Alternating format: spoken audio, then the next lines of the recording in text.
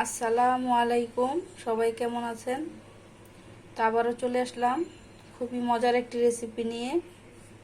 আজকে আমি কোনো রান্না করে দেখাবো না, আজকে আমি আপনাদেরকে আনারস মেখে দেখাবো। তো চলুন দেখি কিভাবে এই মজার আনারস মাখা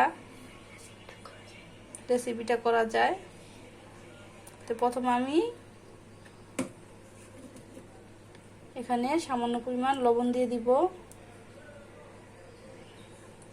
সামান্য পরিমাণ চিলি ফ্লেক্স দিয়ে দিব। ঝালটা যে যার পছন্দ অনুযায়ী দিবেন, যে যেমন মিষ্টি খেতে বা ঝাল খেতে পছন্দ করেন ওই অনুযায়ী দিবেন।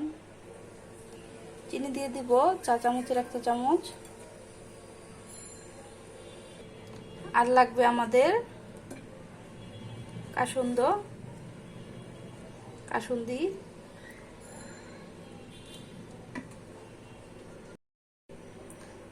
আর লাগবে আমাদের কাসুন্দি।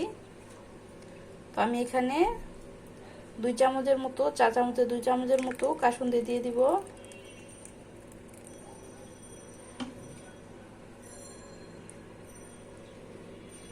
দিয়ে আমি মশলাটাকে ভালোভাবে মেখে নিব। এভাবে আমি আনারসটাকে মেখে নিয়েছি। তা আপনারা এভাবে বানিয়ে খেয়ে দেখবেন, আনারস মাখা খেতে অনেক ভালো লাগে। আর ভালো লাগলে আমার চ্যানেলটিকে সাবস্ক্রাইব করবেন, লাইক দিয়ে আমার চ্যানেলের পাশে থাকবেন। ধন্যবাদ সবাইকে, আল্লাহ হাফেজ।